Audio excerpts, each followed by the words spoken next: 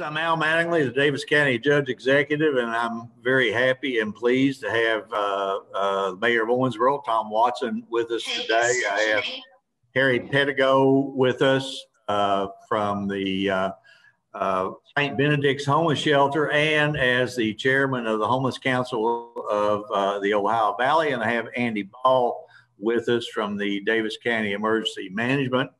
We're going to have a little talk of today or discussion about homelessness in our community, how the pandemic has affected it.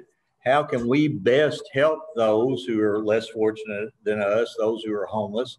What some of the recommendations by the Ohio Valley Homeless Council would have.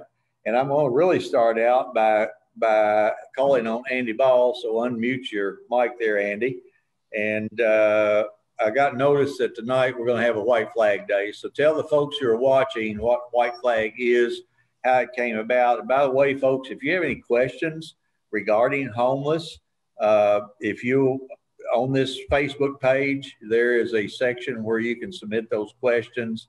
They'll get to me and I'll distribute them to whomever you would like an answer from. So Andy, tell us about White Flag and why we're doing it this evening.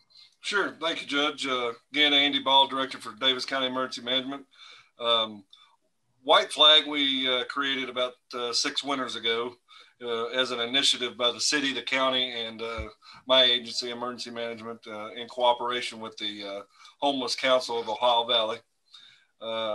Harry was president back then and president again. So good to have you back, Harry. But basically, it was created to supplement our shelters during extreme cold weather events. So if they reach their capacities at or below 15 degrees Fahrenheit and or wind chill, then we open up White Flag shelter. Each year depends on the location depends on the year. This year with COVID, Harry wasn't able to do what we've done the past 2 years, which we've had an agreement. The city and the county had an agreement with St. Benedict's shelter to run White Flag from their extra space they had. But like I said, with COVID, they're not able to do that this year safely. So we got involved and we're holding it now this year with the help from Owensboro Christian Church. So as the judge alluded to, we've got some upcoming nights of White Flag. Tonight will be White Flag. So folks would go to St. Benedict's, Pedigo shelter, get dinner at 5:30, and then St. Benedict's will send a bus over to pick them up around 6 and deliver them to Owensboro Christian Church. On days that the buses are running, the city of Owensboro has agreed to give out free bus passes. Very helpful for those that just want to go straight over to the White Flag shelter, so they can jump on a bus. And there's 2 bus stops that are really close to Owensboro Christian Church. And then, was you about to say something, Judge? No, I was just going to say, would you explain how that's paid for? I mean, are we getting a federal grant for this? Do we get state funds for this? Or, and I know the answer is a partnership between the city and the county. That's exactly right.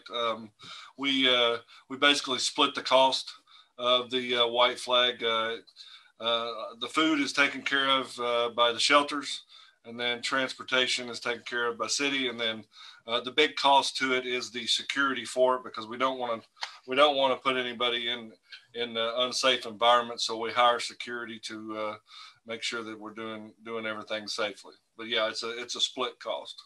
Okay. Can you tell us, Andy, in this past year, I think we had a couple instances, looks like we're going to have more. Typically, how many people will take advantage of White Flag?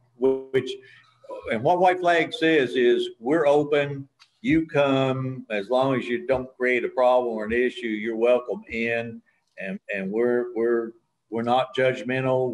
We don't refuse anybody. But normally, how many people have we had this year? How many people in the years past? This year, our numbers have been a little bit low. And I think the reason to that is it's been one night here, one night there. A lot of times in the past, what we've seen is if we have multiple nights in a row that are white flag, then you'll typically see more and more folks showing up on those nights. Our numbers have been anywhere from 0 one white flag night to 4 or 5 another night this year. And right now we've only had 3 nights. It looks like we're about to have 4 nights, not consecutively, but tonight, Saturday night, and potentially Tuesday and Wednesday night. So we're hoping since we got a little bit more of a heads up on this cold weather front coming in, we've got it out a day ahead of what we normally do. We're hoping that the word gets out, and we really hope the public will push that out, not only across social media, but also across as they come across these folks that are standing out there in the cold. Okay, and Harry, you know, when St. Benedict's was doing it so graciously there for, I think, last year, what were you seeing on an average white flag night, number of participants? Yes, Judge. Well, typically, like Andy said, sometimes 0, but for the most part, it was 10 to 15 individuals, pretty consistent. I think one night we had a maximum of like 33 that showed up. So it was a very unusual night. But the good thing about it when we were doing it here is we could take the crowd of men and bring them over to the facility. So I think that was kind of our first year in that we've seen a number that high. Okay. And Mayor, I don't want to speak for the city, but I know I've had conversations with the county where if the county folks see somebody who is homeless or out on the street during that kind of weather, we ask them to notify or let those folks know, and they have to give them a ride to the shelter. We don't want anybody out in that kind of weather. And I'm sure that the police department probably does the same thing as far as notifying them about it. That's great, Judge. As far as I know, that's what we're doing, and we've made our bus drivers aware, and they've been properly acquainted with the system. So, you know, I think it's pretty seamless. I was trying to figure out a way to how to get them off the bus stop all the way to Owensboro Christian, which becomes a little problematic, but I am still working on that. Okay. Harry, when if they go to the Pedigo shelter, is there transportation available? Can we get them out there if the buses aren't running? Absolutely, Judge. What we've done is, because we have been a dedicated partner, so even in this event, we're not able to host it, but we are able to transport them in the vans that were complimentary of the county. Which we thank you for, by the way. They're coming in exactly the way they were supposed to and being utilized for that purpose. So yeah, we're getting them there. Okay. I know recently, because during COVID, homelessness has come to the forefront. It's kind of funny. The 4 of us have always known that they're out there, and the city and county use their resources every year in grants and direct purchases to try to help. But it seems like it's become the public has become more aware. And one of the things I want to talk about is the capacity to serve the homeless community. You, as chair of the Ohio Valley Homeless Council, do we not have enough space to serve the homeless? Are we full to the capacity? Oftentimes on Facebook, I see where people will talk in terms of there's not enough room, they're closed, they're full up. Talk a little bit about that.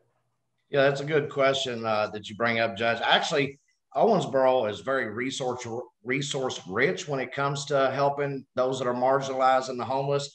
Right now, we have 12 beds that are open, and we've had, during COVID, we've had as many as 25 open. So it's not due to a lack of availability. What we have found is, I've talked with some of these individuals, and what we found is a lot of them don't want to follow rules, or a lot of them have social anxieties where they don't want to be around large groups. But also, often more than not, what we're finding are couples that are together that are not married and can't get into a family shelter, and they don't want to separate, or they may have a pet. And so, yes, we're seeing more and more, and I think the public's starting to see more and more.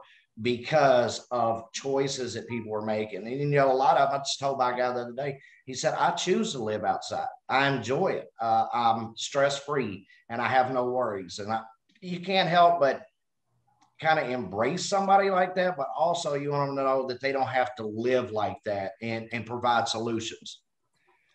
Mayor, do you want to talk a little bit? I know I've seen it on Facebook. I've actually been down there, but we had a homeless camp down at English Park for a while, actually on private property, and it's caused some issues. I mean, the Owensboro Police Department, they don't want to go in and rouse people out. The Daviess County Sheriff doesn't want to do that, but at the same time, when it's private property, it's kind of like Andy Ball having somebody come in and camp in his backyard and do all the things that living people do. Has that been a problem for the city that you're aware of? Yeah, Judge, SFG's reached out to us several times, and they're concerned probably as much as anything from a liability standpoint if someone actually does get hurt on their property. Plus, the Army Reserve has also made an attempt to try and see what can be done to try and clear that area out. Nate Pagan has found a group, or I don't know whether that's the right word. He's got a contract going with someone to help clear those woods out so that it won't be such a gathering point for the homeless, which breaks my heart in one way, but in the other way, since it is on private property, we were asked to try and find a solution, and I think the cost is going to be like $17,000, I think, to clear that area out. And it's the same group that cleared out some of the area along the riverfront behind the convention center, I think it was. So we have that in place. It's probably going to take a little while longer to do it. I have a personal interest in those folks. I call them the tent people. I have one of my patients that I took care of back in August, and he couldn't come and get his prosthesis because he didn't have a ride, and he finally got a ride. And you know me, I was clowning with him and said, "Where in the world have you been?" And so then he began to tell me his problem. And to Harry's point, you know, he's got a wife, and they were out there together, and I think in two different little tents next to each other. And it broke my heart to hear that. And so I went out in the car and wrestled up some money for him, gave it to him, but he has so much pride. It does break my heart to know that somebody, and especially if they've got a wife and they're out daggone cold, to try and have an opportunity to try and help them some way. So we're all in to try and help them. At the same time, had a big mess. Somebody left a big mess at English Park on the ramp, and Leland went down and cleaned all that up for it, because those residents that are in those condos that face the boat ramp, they've had a tough way to go, because the folks would come out and just walk up in their garage and while they're cooking meals and want food. And it's been, we've had the police down there quite a bit just to kind of hold that situation under control. So my greatest concern is where they're going to go if they won't accept Harry's graciousness. They'll just gather in another place in our community, and we run into the same problem. So thankful that Owensboro Christian Church is going to help them in the cold, but as soon as it gets warm enough, you know, they're going to gather again, and I'm not bright enough to figure out the solution to that, I can tell you. Yeah, and I hear you, Mayor. I mean, you're caught between a rock and a hard place. We want to help, but if they don't want the help and won't accept the help, and you've heard me talk about my brother David, who's gone from this world now, God rest his soul. But David had a substance abuse problem, and it didn't matter how much his family wanted to help him and how hard we tried to help him. It didn't do any good until David decided that he wanted some help. And of course, a 4-month stint in jail helped him make up his mind. And we got him some help with Wayside Mission in Louisville, which a lot of times people say it's a shame we send people away from here to get help with substance abuse, but quite often the best thing you can do is separate them from the friends that they kept getting into trouble with anyway. A question that has come up, Harry and Andy, I don't know the answer, but some folks are being denied due to not having an ID. Is that the case at St. Benedict's? Absolutely not, sir. We understand that a lot of individuals are displaced or on hard times because they don't have the proper tools they need to be self-sufficient, like an ID, a birth certificate. So here we don't deny people for not having an ID. Actually, we help them to get their ID, help them to get their birth certificate. And it's been a little more challenging now with COVID because of the requirements to get an ID. Now, as far as the other shelters, I can't speak on what their criteria is. I'm sure you want to be able to verify a person's identity. Sure. We do it by running warrant checks through Owensboro Police Department to make sure that we're not housing fugitives. But other than that, no, we do not deny somebody for not having an ID. And you make a good point about housing fugitives.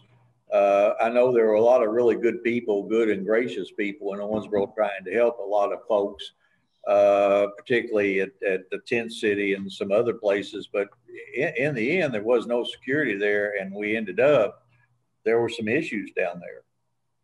There was some safety concerns, and yes, we've got a good group, the Helping Hands group, and some other groups in the community that are really trying. They really want to pour into the homeless and help, and they're doing the best they can. And I think what's happened is they realize that it's a little more problematic to just go into those places.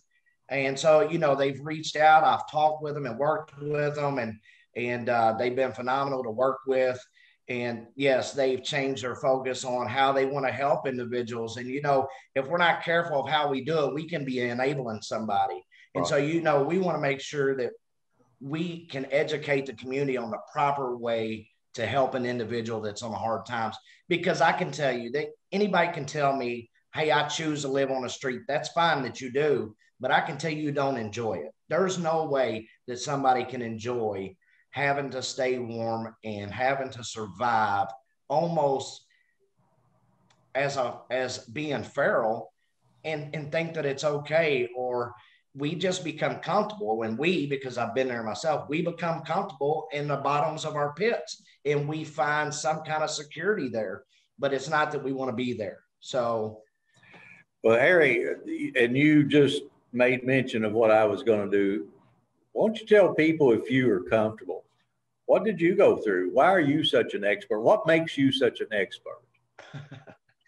Well, I don't know about an expert, but I've spent the last 8 years studying social services and putting myself through college. But I also spent 15 years roaming, trying to find my purpose in life, and addicted to substances and dealing with different physical ailments and sleeping from couch to couch and under porches and in my car.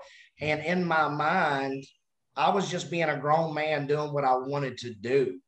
And eventually, I just had to be honest with myself and realize it was time to grow up. It was time to swallow my pride and ask for help, and when I ran out of resources, I started grasping for help. But until I run out of resources, till the consequence piled up, I didn't do anything. So I think just my life experience, my tenure here at St. Benedict's, my education kind of makes me an expert in that area. And I listen. The most important thing is that you listen to the people you serve, and you hear them, and you also hear what they don't say, and you pay attention to them and pay attention to what they don't say or don't do. Right. Just a follow up on the ID thing. Someone said, well, it's not fair if you won't take them because they have an ID. Well, there are a lot of places you have to have an ID. I'm sorry. And as you said, you're trying to do it for the safety of all the other folks who are there. But if someone doesn't have an ID and they come to St. Benedict's, I heard you say you would help them try to get that ID. And the first thing you're going to need is a birth certificate, and you can help them go to Frankfurt or whatever their home state's capital is and get a copy of that birth certificate, can't you? Absolutely. So actually, we have a lot of applications for different states to obtain those birth records. And we actually pay the fee. So normally there's a fee associated with applying for a birth certificate or a copy and with an ID. And so we actually pay that fee for them, whatever it costs, so that they can get the records they need, because without it, they can't do much. Right. So I don't have an ID is okay for the first time around, but at the second, third, and fourth, it's not, because there is a path for them to get that ID. And I heard you say you will pay the cost. Yeah. Now, typically, we've never turned anybody away, even if they were here for 5 days and didn't get an ID, and then they came back and was here for a month and didn't get an ID. We're going to stay on them every time we see them about, hey, did you get your ID? Well, yeah, but I lost it. Okay, well, let's get another one.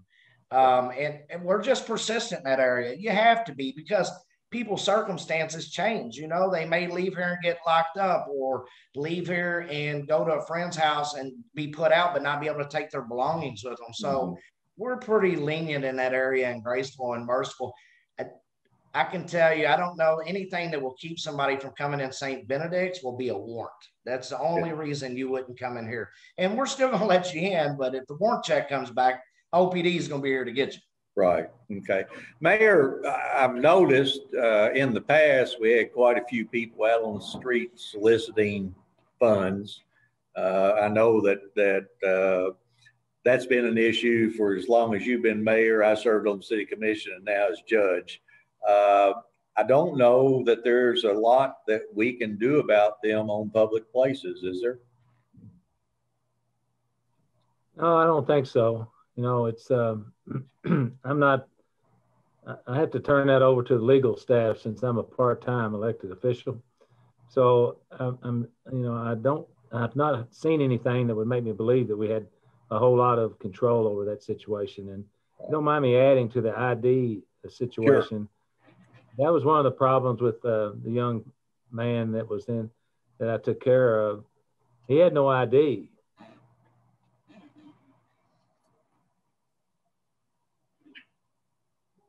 You're muted, Mayor. Need to unmute. There you go. I a lot of times hold the space bar down. Yeah. Does that unmute me?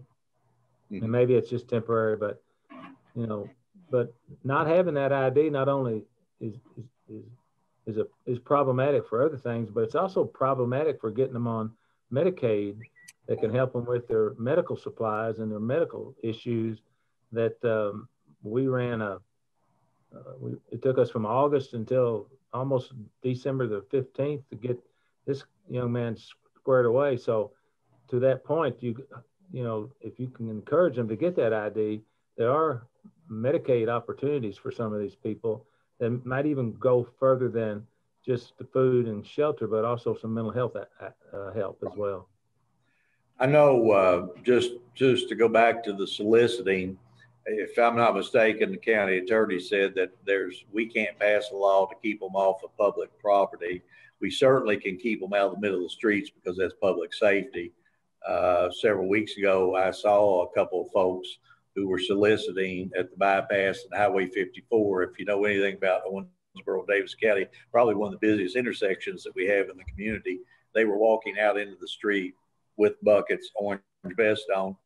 And I thought, well, that's kind of funny. Well, I talked to the sheriff a little later, and those folks were from Warren County. They were from Bowling Green, come up to Daviess County, because we have such caring and giving folks. So the money that you were giving to them didn't help our local population. They took it back to Bowling Green. Andy, I'm sitting here again. I have a question about how has COVID-19 impacted or negatively impacted the resources that are available to help with the homeless. Now, I know that the city and county continue to fund the homeless shelters and those shelters that feed people, and gave extra money to try to help folks out.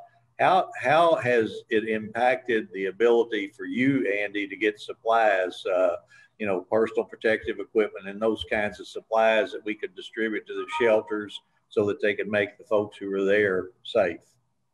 Yeah, we've worked with Harry and the group from the beginning. It was difficult, as it was with all agencies in the beginning, to find some of those assets and get them taken care of. They were definitely one of our higher priorities amongst the agencies. I mean, they were right up there with the first responders in the medical offices, because if we had outbreak in one of the shelters, it was going to be a bad day, or it was going to be a disaster within a disaster. Now the supplies have started filtering back in, more companies making more supplies. It's really not that difficult. I've not been able or I've been able to fill all requests to this point for any personal protective equipment or hand sanitizer or anything like that. So. Well, Andy, you make a good point. You know, back at the beginning when COVID first started, March, April, May, a lot of homeless shelters, recovery institutions, jails and prisons had COVID outbreaks all over the Commonwealth. Owensboro and Daviess County didn't see that. We, in effect, were very successful in keeping it out of our institutions until December, when the jail had an outbreak.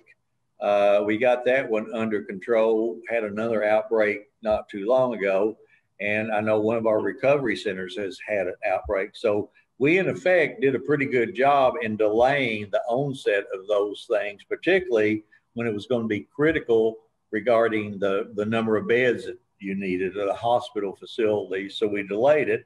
But the simple fact is, when you've got large groups of people and you have large changes in population every day, it's hard to keep the virus from spreading. It's just like a cold or the flu or measles, mumps, and chickenpox back when I was growing up. So COVID, the impact of COVID has made us change the way we do things, and probably spend a little more time strategizing as to what we would do if X happens. What's our plan to handle it? And with that, I know, Andy, you work along with a lot of other people in this community back in the spring to come up with a plan to house overflow from the hospital. If COVID had done exactly what we were hoping it wouldn't do, the city had graciously allowed the use of the convention center. And we also had a plan to handle the homeless population if we had a break. Tell us a little bit about that planning. You don't just sit there and have a beer one night and eat some popcorn and write something down, do you? No, it was a collaboration amongst several agencies, including Harry's and all the shelters, but the nursing homes, the homeless shelters, the hospital. We came up with 2 alternate care plans, basically. One for the hospital, because they would potentially need the largest area of the convention center, and then the part B would be if we couldn't contain it within the shelters and the nursing homes, they would have another segment of the convention center. Mm-hmm. Yeah, it was several weeks of planning from my office to all those involved. A lot of stuff came out of the hospital.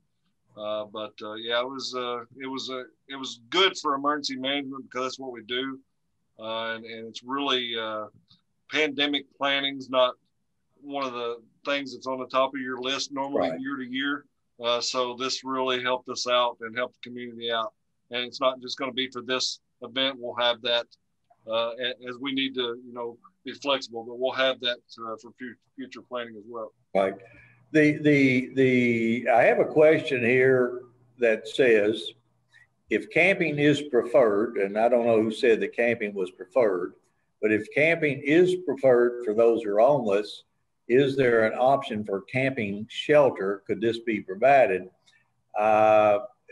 Mayor, I'll let you, I don't have an answer to that. You might want to talk about it, but I think it would be very hard for the city or county to provide public property, because we couldn't guarantee the security, the sanitation, and all those other things. What do you think about that question? I have no answer. It's we could help the private sector in their if they were able, but I can't see the city being able to provide that. I'd often thought one of those empty buildings that Kenny Crandall's got 150, 60 of them around town. I often thought about, but then you still got to heat them and that kind of stuff. And then The biggest thing I found out talking to a group in Lexington is when I was on the and Daniel Cameron's transition team about things like this is, you know, getting them in's one thing, getting them out's worse. And then once you do get them out, there's a horrendous mess to take care of. So it's just, there's not a good answer for that on public property, I don't think. It's, you know, that'll get you going. Yeah, I agree with you, Mayor. I don't know what we as local governments could do there because there are just a host of issues. While on the surface it seems very simple, but again, I think we go back to the premise: if camping is preferred, and I don't think that any of us here would prefer that folks would be out camping, particularly when what Harry says is we have the capacity to handle most of the, if not all of the folks who are homeless. And we're just talking about one homeless shelter, and that's St. Benedict. And we have, how many facilities do we have, Harry?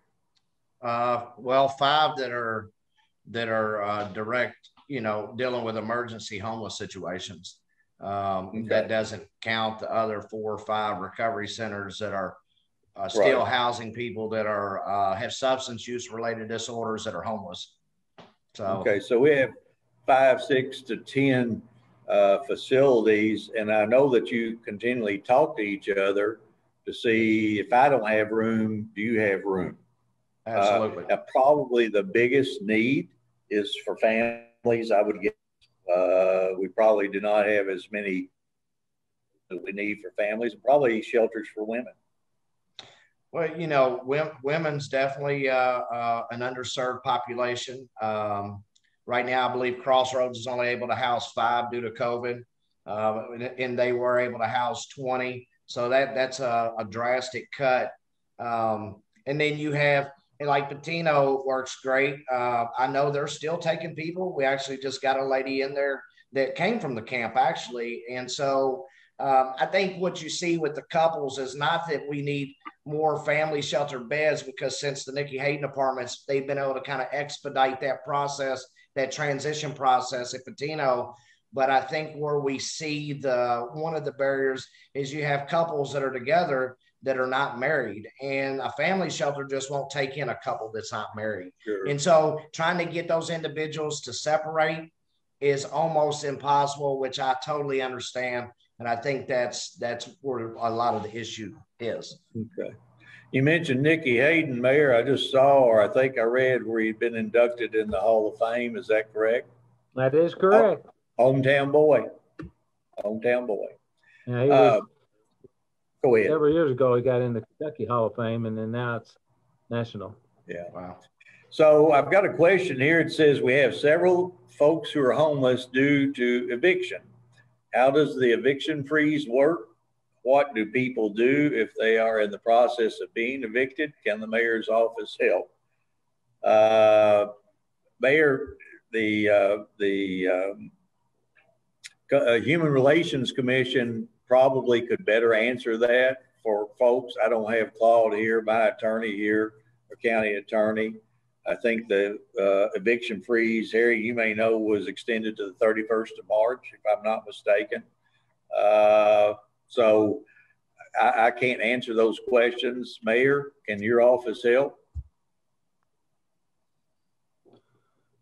Well, we're just following the guidelines from Frankfurt on the eviction, and as far as I know, that's our only avenue at this point in time. You know, the city and the county both have contributed money to the United Way of the Ohio Valley, and the United Way, along with a foundation, have been using that money to distribute to folks for rent, utilities. Alderman area does a great job with providing money for utilities. Now, these are for people who have an emergency where they get a disconnect notice. That's the low income utility money called LIHEAP. The city has used, I know that they got some CDBG money and finally was able to get it distributed. The mayor will tell you, dealing with the government, sometimes they can tell you you're going to get it, and 6 months later you wonder, are you going to get it? The county just was notified that we would get or could get $200,000. We are what are called non-entitlement. The city of Owensboro gets an entitlement, meaning they don't have to apply. We have to apply. So that's the money that's going to be available. I don't expect to see it for 6 months, which will be too late for a lot of these folks. But I think that what I would do, I would recommend that you call the Human Relations Commission, because they're a great resource regarding rent and rental contracts and what you can and can't do. I had a conversation with the interim director just the other day. Nice lady. She'll do everything she can. Mayor? Yeah, they're not meeting regularly, I don't think, because of all the other issues. And they have an interim director at this time. And I guess back March of last year, they began a search to try and get someone to head that permanently. And of course, 2020 knocked that in the creek. And so I usually get an assessment of the complaints that go to HRC, and of course, Claude, bless his heart, he gets them, and then they go to the state. So I'm not sure how they can probably take the information. That's probably as far as they can go as far as helping, and then maybe get it to the right person. Right. I would also say that there are a lot of churches in the community, St. Vincent de Paul, and other organizations that have the ability to help on the short term. I don't know just exactly how well they can help long term. One other question, and I don't have an answer, but I suspect it says, where do people go if they have pets? Man, if you're homeless and on the street trying to put food on the plate, I know pets become an emotional issue. I don't have an answer because I don't know who would take a pet. Even if you're renting from a landlord, a lot of landlords don't take pets. Harry, where do they go? Yeah, it is problematic, and it is an issue for some people. They don't want to get rid of their pets. They're like kids. But what we have found is we've had several that have came here with pets. If they're a service animal, we take them. If they're just a pet, they're not an emotional support animal or just a pet, typically we'll reach out to some of the community members and try to find somebody that'll foster them short time. Or we've even actually taken some in and kept as emotional support animals for the clients as a whole. So, you just try to work around that, but it is problematic for some people, and they don't want to let go of their pets or let somebody foster them. So one of the things that I want to, I'm sorry, Mayor, were you coming in there? I didn't notice. Go ahead. That's all right. It's just a smart aleck thing. A lot of pets behave better than their kids anyway, so I could see why they'd want to stay with them. I understand that. And one of the things I want to make absolutely sure that people are watching understand, when Harry talks about policy, you're talking specifically about St. Benedict's policy. What you're saying St. Benedict's will do may not be what's done at the Pedigo shelter or Bullware Center or some of these other places. Absolutely. Everybody's organizational culture is different, and their political views are different, and policies are different based on different forms of liability and safety concerns for everybody. So, our policies are basically built to help promote self-worth and dignity, but also safety and security of everybody else. And I'm sure everybody's policies are geared different based on the population they're dealing with. And one of the things that people have to understand, and we don't want people to suffer, we want to take care of those who are in need. And I think we've got one of the most empathetic and charitable communities in the Commonwealth, if not the nation. But at the same time, there are rules, and the rules are for the safety. It's the same kind of rules that the mayor always talks about, and I always talk about, that the number one issue that we all have to be concerned about is with public safety. The number one issue that you have to be concerned about is the safety of those folks, the clients that utilize the facilities. Here's a loaded question, Mayor, because I've heard you talk about it. I've talked about it. Everybody's talked about it. Do we need more affordable housing in Owensboro? Well, I like to call it price point and not affordable. There's always a clamor for that, but when talking to the Daviess County real estate folks, I don't hear a lot of that chatter, but I'm sure that the millennials that are moved here and that are out from underneath their parents, you know, they don't need a 3,000 square foot place. You know, they're looking for 1,000 to 1,250, and correctly, there are not a lot of places like that in our community. And you know, I don't know what government can do about that, but you know, it'll have to be driven by the private sector, and until, you know, that's, you know, bubbles to the top of the barrel, you know, it's still going to be an issue, especially for a lot of singles and a lot of young people, because generally speaking, the younger folks are moving to communities that they want to live in, and then they look for a job. So generally speaking, if they don't find a job, it's just temporary housing for them. So that in itself is difficult to manage. You know, and the other point is affordable housing in one man's view is not so affordable in the other. If you don't have the skills, you're making minimum wage, or you're down on your luck and lost a job, what was affordable doesn't become affordable. I would tell you that as far as public housing, and I'm guessing the mayor probably has better figures than me, but we've got about 650 units of subsidized housing, public housing.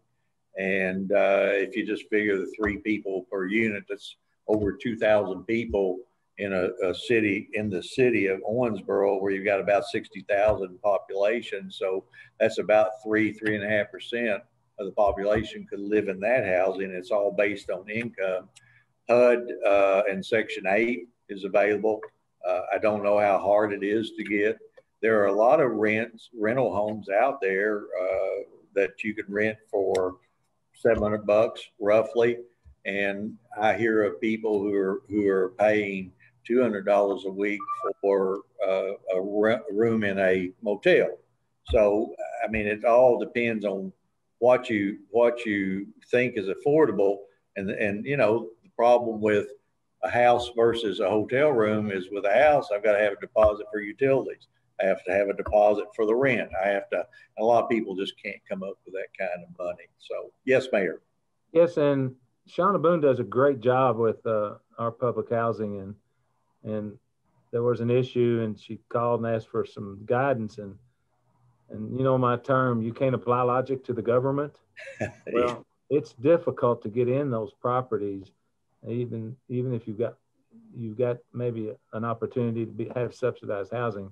It's quite the job to get in there, and there are very few empty places, and there's quite a waiting list. So that's not a, you know, with 2,000 or whatever units we've got, it's not a very good solution. But because, like, you have a family member that's got a felony, you know, that goes against you. But there's just a lot of crazy rules that somewhere along the line, HUD or has, you know, draw the line, and it's been difficult for some folks to acquire that kind of housing. I know a good point about felonies. Last year, the year before last, Human Relations Commission, city, the county, we were working with expunging felonies, low-level felonies from a lot of folks, and actually putting money up to pay that cost, and we're quite successful. You know, one of the problems that we got in society is once you serve your debt to society, your sentence, when you come out, you're going to continue to serve it, because that felony follows you everywhere you go. And it's tough. Follows you at the job, follows you at the housing, it follows you on a loan. It's hard to get rid of. But one of the things that you said, Mayor, answers this next question. Is there a waiting list for housing? Well, if you're talking about public housing, there is a waiting list.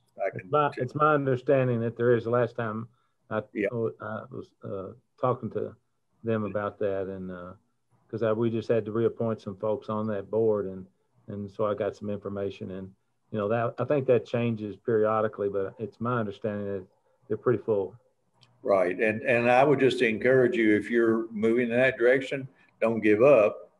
It's a whole lot like a COVID shot right now. Yeah, you can get it, but you're going to have to catch them on a day when they've got some openings and you can get in, and you're just going to have to keep calling. Harry, transitional housing for homeless and veterans, and I think it's probably more transitional housing for those who are suffering from substance abuse and moving out of a recovery center into, mainstream life. I think there probably is a need for more of that, if I'm not mistaken. I don't know how you push it, what you do with it. I know the city and the county has participated in a couple of homes that were built as transitional housing. We probably would, it's kind of like this. Are we doing the best we can? Yes, we think we are, but we can always do better. And the thing here is, well, if I might interject. Yes. I might interject.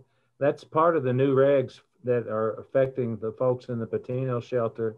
I'm kind of a little more aware of what's going on there. And that's why they built the housing outside there that behind them, that they want you to be able to leave that center, the Pedigo shelter, learn what it's like to have an apartment and transition yourself from that apartment to a place of your own.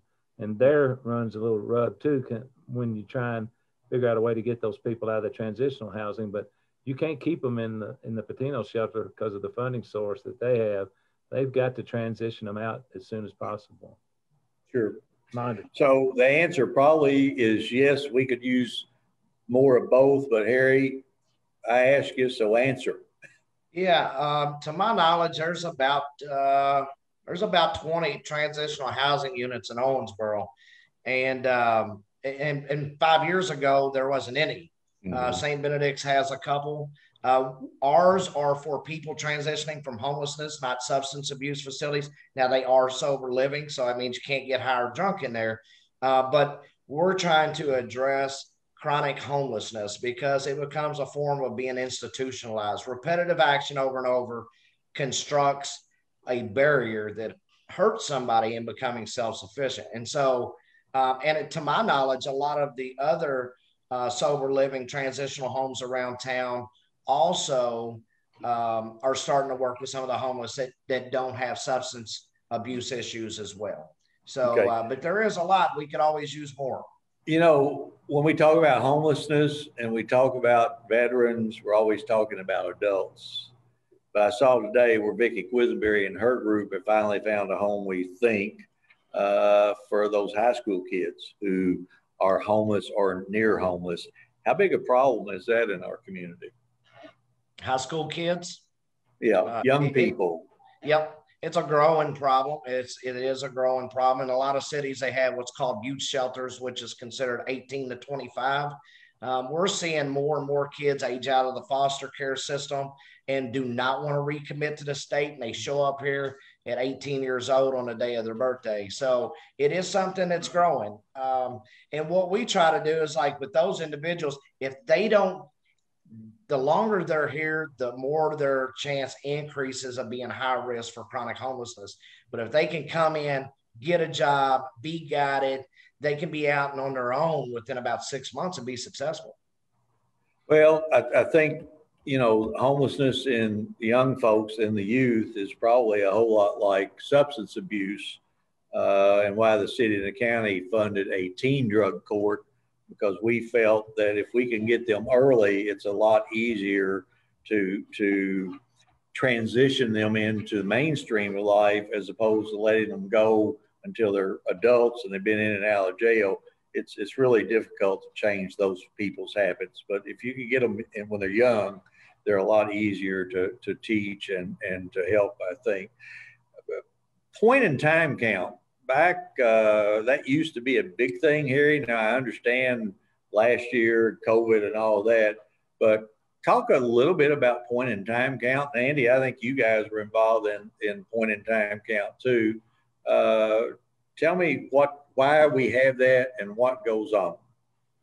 That's a good question. So the federal government asked for everybody to do a point in time count. And basically it's a way for us to capture our homeless population in the issues that result around homelessness. And so on a single day of the year, which is typically the last Wednesday in January, there's a point in time count. Now, the shelters are pretty much already they just re-enter their information if they're part of the homeless management information system, and it counts those individuals. Now, the council used to go out and count individuals on the street and go to hotels and things of that nature to truly capture a homeless problem.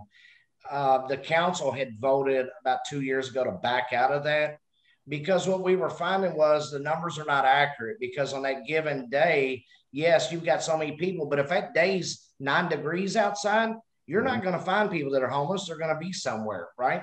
And so, but if you captured it all year long, you could truly get a bigger picture of how the problem looks. One of the things that always interested me in the point in time count was Daviess County would show 200 folks that would come and, you know, get a shave and a haircut, and a hot meal and some personal hygiene stuff, have their eyes examined, blood pressure taken, those kinds of things. And I would look and we'd have 200, 250 people that we would show, and the county surrounding us would show 0. Yep. They don't have any homeless. Raise your hand if you believe that.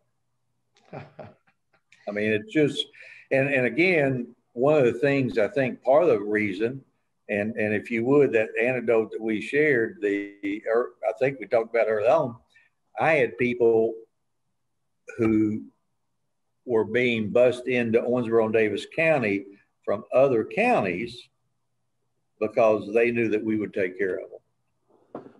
Yeah, it happens a lot. As you know, Judge, even with COVID, we've served, I think our count the other day when I pulled a report was 454 different individuals this year and just in 2020. And that's with COVID and having mitigation plans in place and reduced on our intake. And the year before that, they come from 175 different zip codes. Primarily 60% is Owensboro, Daviess County, but 40% of that is from other zip codes. Or surrounding counties, primarily Bowling Green, Henderson. Those are 2 of our other biggest counties that we serve, Ohio County. But yes, we see them from all over the country. I've had people come from Washington State because they've heard that they could get their life together and make a change by coming here. Yeah. We don't turn them away. We show them the good side of our heart. We don't turn them away. Mayor?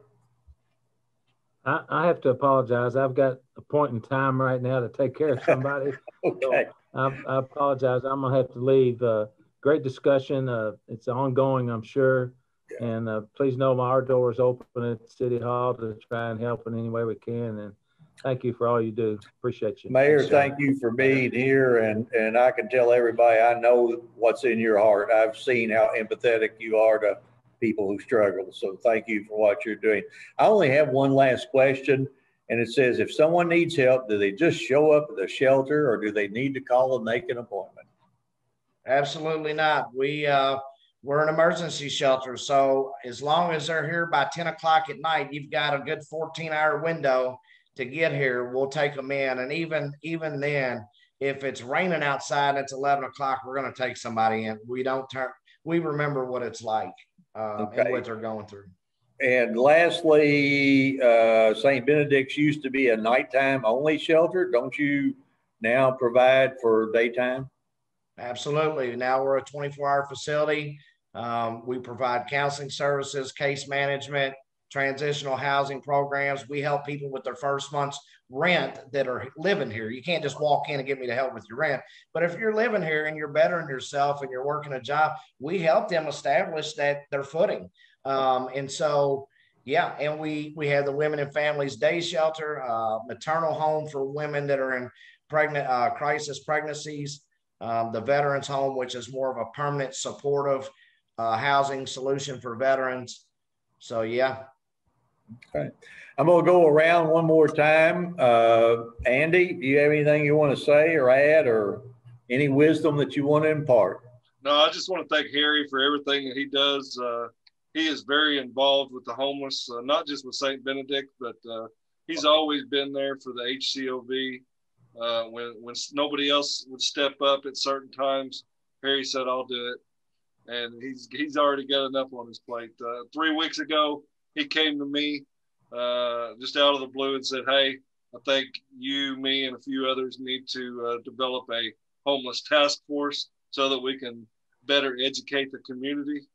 And I think it's a great idea, and I think that that's something that we'll see very soon. So thank you, Harry. Harry, thank you, Andy. You have anything? No, Judge, I really appreciate you. You know, me and you, we've discussed a lot of these issues and worked together. So I appreciate your efforts to be involved in all that you do. And Andy, you know, you've been an inspiration to me, and the things that you do on the front lines, man, is appreciated. And really, Owensboro is the best demonstration of what America should look like. And we are that. We stand united with one another and we get through difficult times. And I just want you to know, I really appreciate each one of you and the community. And I think that's the most important thing for the community to know is rally behind those that are the professionals in the area, rally around those that can provide the support and be that support to them, because we can all help and we're all needed, but let's do it together. Well, let me say thanks to both of you. And what I said about the mayor, I know is true about you, Harry. You've been there. You know what it's like, and it's something that's near and dear to your heart. Andy, I know that you're empathetic as well. Several weeks ago, I had called Harry, the city manager, and I had talked to Harry about the issue of the what's going on down the river at that time and the issues. And Harry volunteered to go down and meet with those folks. Coming from Harry, it was a little easier. I think if the mayor had gone down there, or I had gone down there, or the city manager had gone down there, we'd just be looked at as some people from government who really just were wanting to get rid of a problem. We don't want to get rid of a problem necessarily. We want to help you with the problems that you have so that you can get rid of the problem. I can't do it for you. You've got to do it. And I think that these discussions about homelessness and what we provide in this community is dead on. And I would encourage anyone that's watching, anyone that goes on Facebook, I see a lot of wrong information spewed on Facebook about what the city doesn't do, what the county doesn't do, what's available, what's not available. Call somebody that knows. Call City Hall. Call Daviess County Fiscal Court. Harry, have you ever called up here and the judge executive refused to talk to you? I return my calls and I will talk to any of you. Andy, I mean, you call EMA and we're happy to, and we don't know everything that's going on, and some of the things that are needed in this community, maybe a light bulb goes off, it goes, we need that in this community. So I've never learned anything from people who agree with me. I learn a lot of things from people who disagree with me. And that's called discussion. And that's give and take back and forth. And I agree with you, Harry. How we do it here and what we do here in this community is the way it ought to look all over our United States. So thank you both for what you do. I want to thank the city of Owensboro for their great partnership with the county. And we're going to keep on doing what we've been doing. And hopefully we can take care of any of those folks that want to be taken care of. So thanks, guys. This was the first of many to come. Thank you. Thank you, Judge. Folks, thank you, Andy. Appreciate you joining us. And if you have any questions, give us a call.